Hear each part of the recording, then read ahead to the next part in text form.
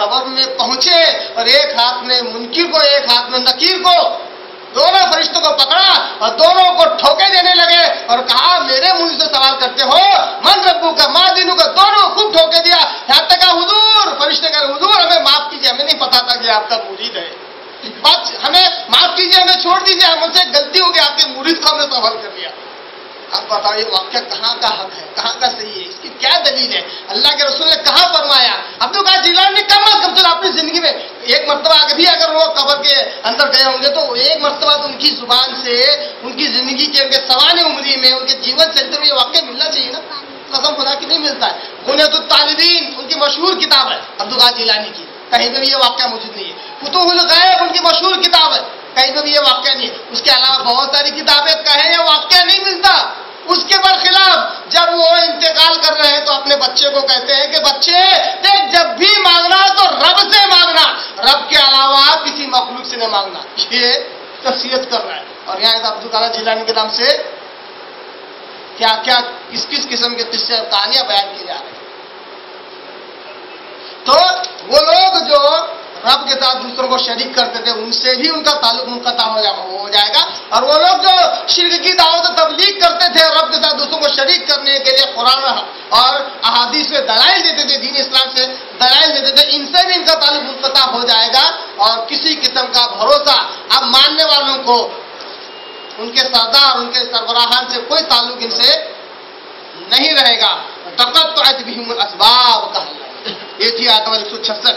اب 167 کے اندر اللہ تعالیٰ کہتا ہے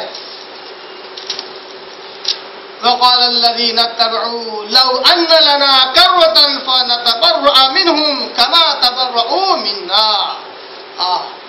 اب جب سربراہان شرک و بدعت جب ان سے اپنے ماننے والوں سے برات کا اظہار کرے گی، بیزاری کا اظہار کرے گی اور کہے گی کہ ہمارا تم سے کوئی تعلق نہیں ہے، کہ ہم پر خود جہنم لازم آ چکی ہے، تو اب ہم تمہارے لیے کچھ نہیں کر سکتے. جب یہ بیزاری کا اظہار کریں گے تو ان کے دل پر پہاڑ ٹوٹ پڑیں گے، ماننے والوں کے دل پر پہاڑ ٹوٹ پڑیں گے. تو وہ اس منظر کو دیکھ کر کیا کہیں گے؟ وقال الذين اتبعوا، اب ماننے والے تابع فرمان لوگ یہ کہیں گے لو ان لنا کرۃ، اگر ہمیں ایک بار بھی دنیا میں جانے کو ملا فنتبرأ منهم كما تبرؤوا منا، تو ہم بھی تم سے اسی طرح بیزار ہوں گے جس طرح تم ہم سے ہو رہے ہو. کبھی دنیا میں تم کو پلٹ کر بھی نہیں دیکھیں گے. لو ان لنا کرۃ، اگر ہمیں دنیا میں واپس جانے کا ایک بار ہی موقع ملا تو دوبارہ کبھی ہم تمہاری طرف پلٹ کر نہیں دیکھیں گے، اسی طرح بیزار رہیں گے جس طرح تم ہمارے سے بیزار ہے. تمہارے بھروسے پہ سارے شرک ساری بدعتیں ہم نے کر لی، رجب کے کنڈے کر لیے، 11ویں کر لی، شب برات آئی تو رات بھر جا کے وہ سارے کام کر لیے جو سنت سے ثابت نہیں، صرف تمہارا سن کر. آج آئے تو تم نے خود ہاتھ اٹھا لیے، انسالوینسی کا سگنل دے دیا کہ ہمارے پاس کچھ نہیں ہے، تم تو آج ہم سے بیزار ہو گئے. اگر ایک بار بھی ہمیں موقع ملا دنیا میں جانے کا تو ہم بھی تم سے بالکل اسی طرح بیزار ہو جائیں گے جس طرح آج تم ہم سے بیزار ہو گئے ہو. اللہ کہتا ہے کذالک یریہم اللہ اعمالہم حسرات علیہم، اللہ تعالیٰ پر اسی طرح ان تابع فرمان لوگوں کی نگاہ میں اور ان کے سرداروں کی نگاہ میں ان کے اعمال کو حسرات افسوس والے بنا کر دکھائے. اب دیکھیے نا، جو سردار تھے ان کی نگاہ میں ان کے اعمال افسوس والے ہیں کہ کیا کچھ محنت نہیں کیا، اتنا چیخے کہ کبھی کبھی مائک بھی پھٹ گیا، اتنے زور زور چلا کر شرک کی دعوت دی، قرآن مجید کی آیتوں کو پیش کیا توڑ مروڑ کر، آج وہ ساری محنتیں بیکار. جمعہ کے دن ہر بار غسل نہیں کیا ہوگا، مگر وہ راتیں جو سنت سے ثابت نہیں ہے ضرور غسل کیا ہوگا. جب درگاہ شریف جانے کی زیارت کی جب نیت ہوئی ضرور غسل کیا ہوگا. یہ ساری جدوجہد جو دنیا میں رہی ہے، جتنی اللہ اور اس کے دین کے لیے نہیں رہی یا غیر اللہ کے لیے اتنی رہی ہے، ساری چیز یاد آئیں گی کہ سب اب بیکار ہو گیا، ابھی ہمارے ہاتھ کا نہیں ہے، سب افسوس کریں گے. حسرات، افسوس والے اعمال اللہ تبارک تعالیٰ ان کے آگے ثابت کر کے بتائے گا کہ تمہارے اعمال سارے افسوس کرنے کے. اب اللہ تبارک تعالیٰ فیصلہ دے رہا ہے، حکم دے رہا ہے اس آیت کے आयत नंबर 167 20वें रुकू की आखिरी आयत से हमें एक बात मालूम होती है, वमाहुम भी खारिजीन मिनन नार। क्या कहा अल्लाह ने? वमाहुम खारिजीन मिनन नार। अब ये सरदार और ये मानने वाले दोनों के दोनों,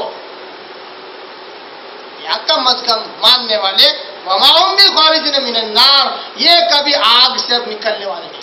जिस पर भी शिर्क साबित हुआ, चाहे वो सरदार हो चाहे वो मानने वाला हो, चाहे वो ताबा हो चाहे वो मतबू हो, जिस पर भी शिर्क साबित हो गया, वमाहुम भी खारिजीन मिनन नार, वो हरगिज आग से निकलने वाले नहीं।